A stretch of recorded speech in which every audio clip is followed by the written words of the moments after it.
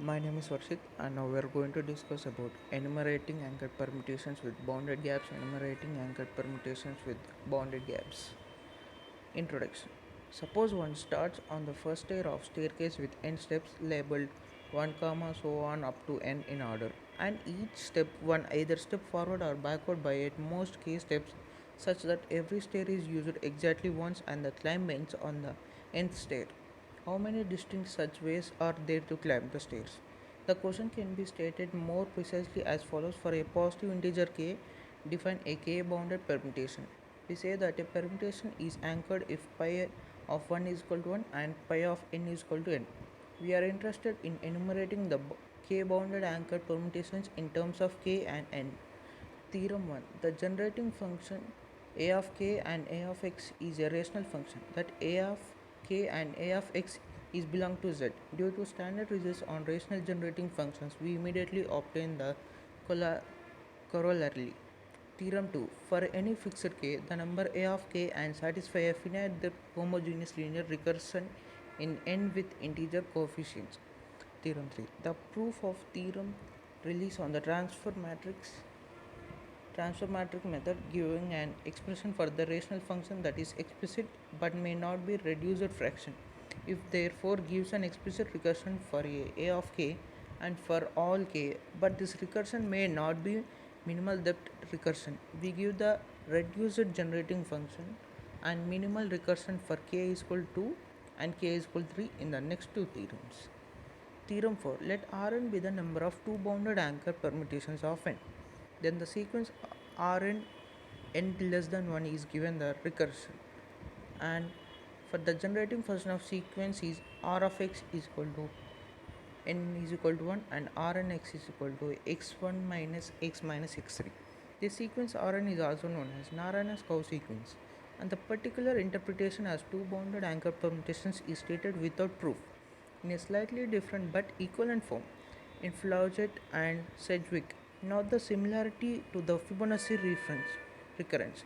It is interesting that for the steps of plus 1 and plus 2 only, the recurrence is precisely the Fibonacci recurrence.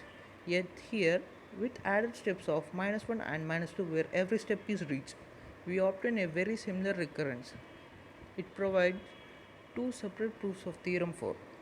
The first uses the transfer matrix method used to prove theorem 2, which we include in order to illustrate the method. The second is a direct elegant combinational proof.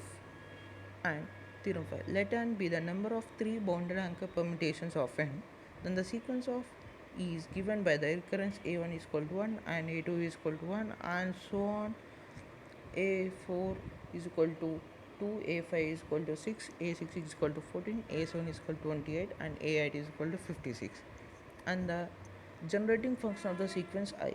A consecutive pattern of length k of a permutation is a permutation for which the relative order of the entries exactly matches that of k consecutive entries of the for this for the instance the consecutive patterns of length 3 of the permutation 5 comma 1 comma 4 comma 3 comma 2 are 3 comma 1 comma 2 1 2 comma 1 comma 3, and we can think of these consecutive patterns are defining a path in the following graph defined in which is similar to the well-known de Bruijn graphs.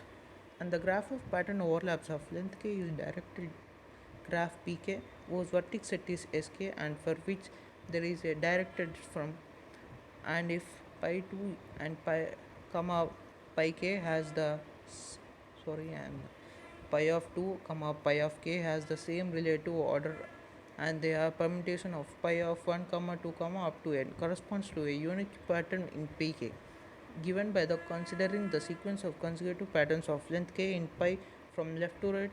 For example, the pattern corresponding is 5 comma 1 comma 4 comma 3 comma 2 in p3 is 3 comma 1 comma 2 is shifted to 1 comma 3 comma 2 and it's shifted second time 3 comma 2 comma 1. However, not all paths determines a unique permutation, as there may be more than one permutation corresponding to the same path.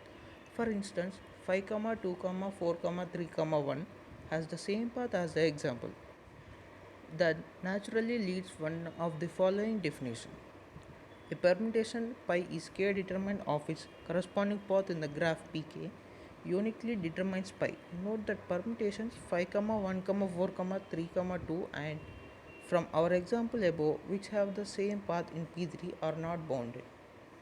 It turns out the conditions of being k bounded is equivalent to being k plus 1 determined. And moreover, pi minus 1 is anchored if and only if pi is anchored, and so that the anchored k bounded permutations of n are in bijection with the another anchored k plus 1 determined permutations. Proof: the equivalence of the first two statements was proven in theorem 1 of 3. The remaining statements follow immediately from the definitions of k-bounded and anchored. Lemma 10 allows us to focus instead of the generating function of the anchored k plus 1 determined permutations of n. In order to apply the transfer matrix method, we first recall to notation of a prohibited pattern. A k prohibited pattern is a consecutive pattern of the form. And finally, for an any j, define pj k to be the graph formed by deleting all vertices from pj that contain a consecutive pattern, that is k prohibited.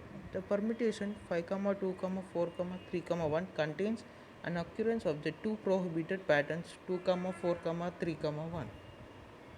We say prohibited pattern P is K irreducible if it has no consecutive patterns of length less than P which are K prohibited. Any K irreducible K prohibited patterns has length as most 2 K plus 1.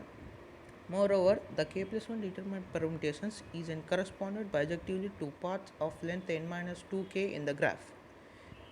And determination permutation is anchored if and only if it is corresponding path starts at a vertex whose pattern starts with 1 and ends at a vertex most patterns end with 2k plus 1. The form implication is clear. If a permutation is anchored with first entry 1 and last entry n, then its first consecutive pattern must start with 1 and its last consecutive pattern must end with 2k plus 1. And conversely, let be determined and suppose its first pattern of length 2k plus 1 starts with 1 and its last ends with 2k plus 1. Assume the contradiction that then due to the first pattern starting with 1 and the entry x minus 1 does not occur among the first 2k plus 1 value of pi. Then theorem 2 now follows using the transfer matrix method by counting paths in different graphs, namely theorem 4.7.2 in 10 shows that the generating function for the number of paths of length n minus 2k between any two fixed vertices in a finite directed graph, and in the case p2k plus 1 comma k is a rational, summing the rational generating functions from all possibilities of valid starting and ending vertices given by theorem gives the desired results. Define Pij of n to be number of paths of length n term n from vertex I to vertex j in the directed graph. Then the transfer matrix method states the where is the determinant of the manner of the matrix formed by the deleting the jth row and ith column. Note the sum of the generating functions. Overall starting vertex I's permutation starts with 1 and overall the ending vertex J's permutation n with 5 is precisely the generating function since the path of length n is p5, 2 corresponding to permutations of length n plus 1. Using a computer, one easily finds the summation equal. Surprisingly, the same computation for k is equal to 3 proved to be computationally interactive due to the significantly larger size of the adjacency matrix. We therefore provide a direct commutative proof for the minimal depth recursion for k is equal to 3. To do so and to establish a combinatorial proof for k is equal to, we require some additional notation. And thank you.